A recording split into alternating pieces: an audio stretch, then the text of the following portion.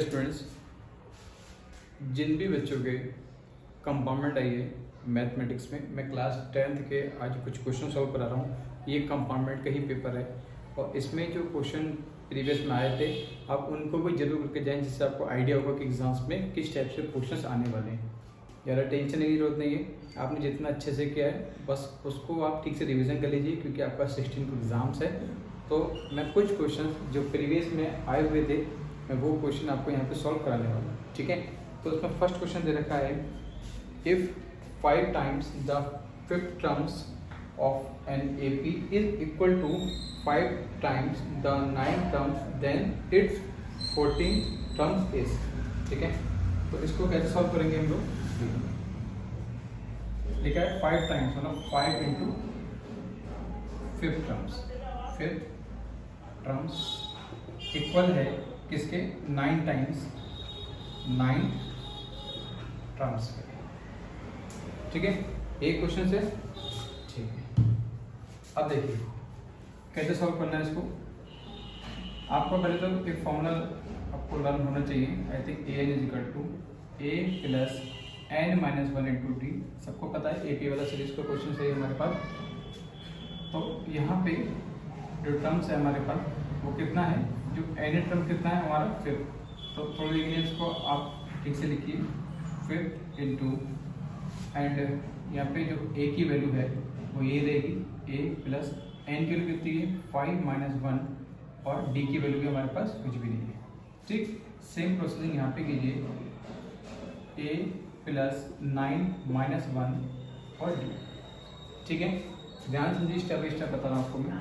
तो 5 इंटू ए प्लस कितना हो गया 4D, 9 इंटू ए प्लस 8 डी, ठीक।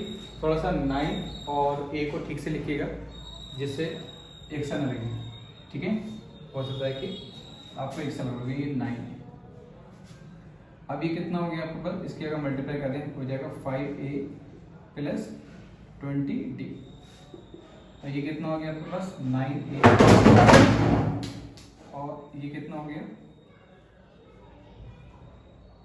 72D, clear. अब देखिए ए वाले टर्म को एक साइड में ले लीजिए, माइनस का 9A और डी वाले टर्म्स को एक साइड में ले लीजिए, माइनस का 20D।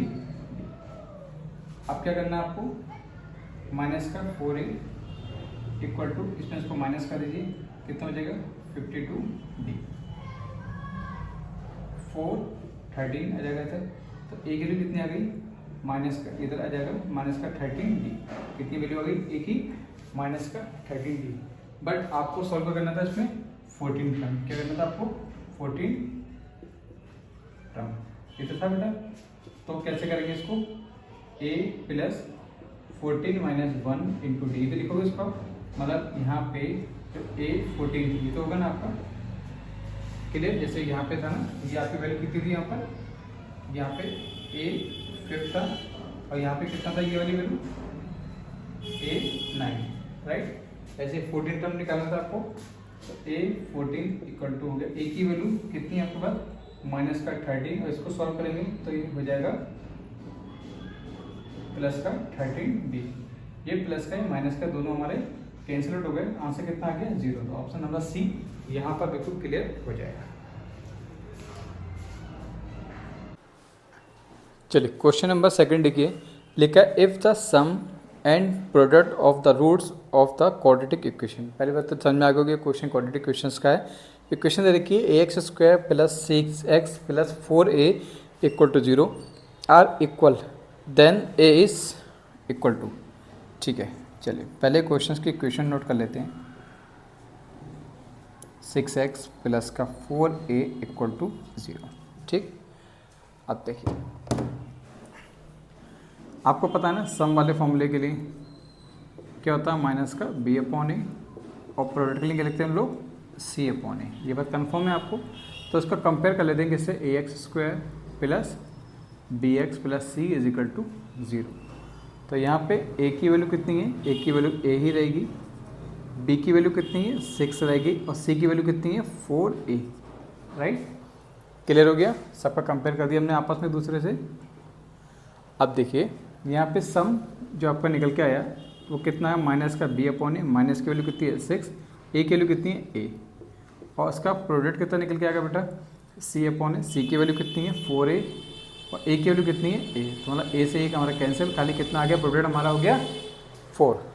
अब वो कह रहे हैं कि जो सम और प्रोडक्ट है वो आपस में कैसे हैं, इक्वल हैं, तो इक्वल लिख लेते हैं। तो इक्वल में इसकी वैल्यू कितनी है माइनस का 6 अपॉन ए और प्रोडक्ट की वैल्यू कितनी है 4, क्रॉस मल्टीप्लाई कर दीजिए तो ए यहाँ आ जाएगा 4, इसके अपॉन में आ जाएगा, राइट। 2 3 2 2 ज़्यादा ए की वैल्यू कितनी आएगी माइनस का 3/2, जो भी ऑप्शन हो उसमें आप टिक लगा दीजिएगा। क्लियर यहाँ तक।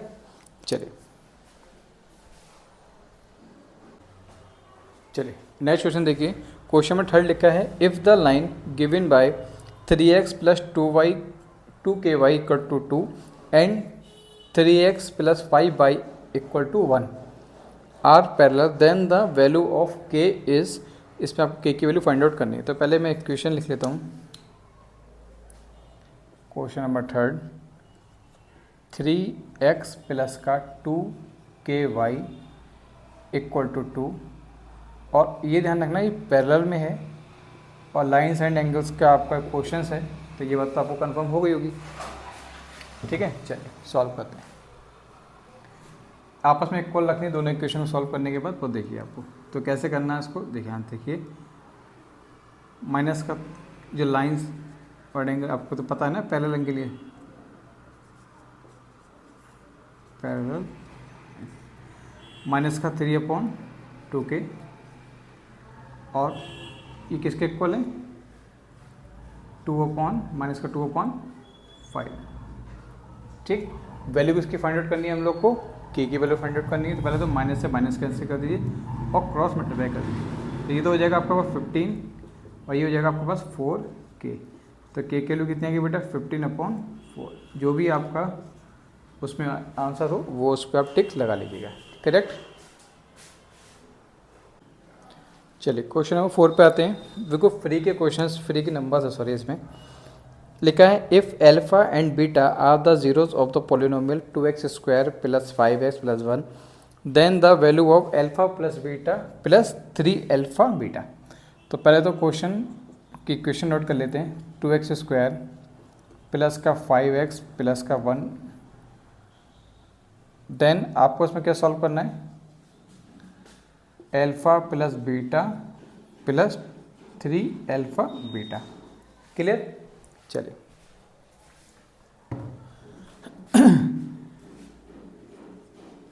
इसको लेट कर लो पॉलिनोमियल रूट्स में, 2x² प्लस का 5x प्लस का 1। आपको पता है एल्फा प्लस बीटा की वैल्यू कितनी होती है माइनस का b/a और प्रोडक्ट कितना होता है c/a। किससे कंपेयर करोगे इसकी आप, ax² plus bx plus c equal to, a की वैल्यू कितनी है बेटा यहाँ पर 2, b की वैल्यू कितनी है यहाँ पे 5 और c की वैल्यू कितनी है यहाँ पर 1। ठीक है, क्लियर हो रही है। सब निकालना है, सब निकालने पहले एल्फा प्लस बीटा। अब ये बता लो अकॉर्डिंग टू क्वेश्चन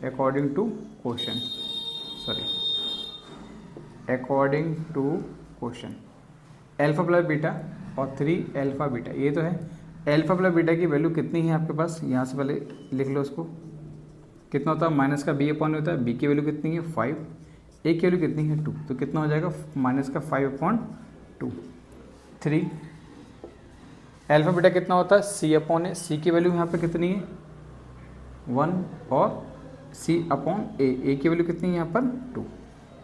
यहाँ तक क्लियर। माइनस का 5/2 प्लस 3/2, दोनों का एलसीएम कैसा है सेम है, तो माइनस का 5 प्लस का 3 कितना हो गया माइनस का 2/2, मतलब फाइनली आंसर कितना आ गया 1।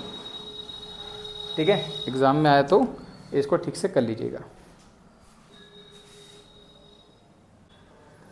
चलिए क्वेश्चन नंबर 5 पे देखिए लिखा है इफ़ ए की वैल्यू दे रखी है, बी की दे रखी है, सी की दे रखी है, इसमें एलसीएम आपको इसमें फाइंड आउट करना है। इस क्वेश्चन को सॉल्व करने की ज़रूरत नहीं है आपको, क्योंकि इसमें आंसर ऑलरेडी छिपा हुआ है। तो आंसर नंबर इसका ऑप्शन नंबर डी बिल्कुल करेक्ट हो जाएगा, क्योंकि यहाँ पे एलसीएम का आप देखेंगे ABC दे रखा है 5 के स्क्वायर 3 की पावर 4 एंड 2 की पावर 4 इज देन n की वैल्यू, तो जो 3 की पावर 4 है सबसे मैक्सिमम वैल्यू 3 की वही है, वही आपका आंसर हो जाएगा। ठीक, चलिए क्वेश्चन नंबर 6 पे आते हैं। 6 क्वेश्चन बहुत ही बढ़िया है, उसको एक बार पढ़ लीजिए। पहले लिखा है इन द फॉलोइंग, मैं क्वेश्चन नोट नहीं करूँगा, सिंपल आंसर बताऊँगा आपको। इसमें बताना है आपको upper limit and model class and lower limit of the middle class. तो बहुत ही सिंपल और अच्छा क्वेश्चन है, देखिए कैसे करना है उसको। देखिए इस क्वेश्चन में मॉडल क्लास दे रखा है आपको 120 minus 125, frequency 17 and medium class 130 minus 135, middle value of class. तो यहाँ पे अपर लेवल कितना है 125, लोअर लेवल कितना है 130, इन लोगों का सम करना है। सम कर दीजिए, कितना आ जाएगा आपके पास, 255। ये हमारा ऑप्शन हो जाएगा, ऑप्शन नंबर बी यहाँ पे बिल्कुल करेक्ट हो जाएगा। चलिए क्वेश्चन नंबर 7 है, if the median and mode of frequency distribution are 26 and 29 respectively then the mean is. तो मीन के लिए हम ये वाला फॉर्मूला यूज़ करते हैं, इसमें mean is equal to 3 into median minus 2 into mode. I think इसका जो आंसर है वो थोड़ा सा गड़बड़ आने वाला है, क्योंकि जो ऑप्शन में दे रखे हैं वो आंसर इसमें मैच ना करें, बट देखते हैं, ट्राई करते हैं। 3 इंटू मीडियन की जो वैल्यू है वो दे रखी है आपको 26 और 2 इंटू मोड की वैल्यू दे रखी है आपको 29, राइट। मल्टीप्लाई कर दीजिए, कितना होगा 867 माइनस ये 858, राइट। इन लोग को माइनस कीजिए, कितना आ गया 20। तो 20 is the right answer, but options में ये आंसर नहीं दे रखा है। तो आपको एग्ज़ाम में अगर ऐसा कभी क्वेश्चन आता है तो आपको मार्क्स फुल मिलते हैं, क्योंकि उसमें आपका कोई फॉल्ट नहीं है। हो सकता है बाई प्रिंटिंग मिस्टेक वहाँ पर ऑप्शन मिस हो गया हो। चलिए क्वेश्चन नंबर 8 देखिए, लिखा है the probability of the leap year select at random to have 52 Monday and 53 Sundays is. तो बहुत ही सिंपल और फ्री के मार्क्स देने वाला ये क्वेश्चन है। Probability of 52 Mondays and 53 Sunday in leap year. So there are 2 extra days in leap year. So probability then the one who's in Sunday 2/7. This is right answer.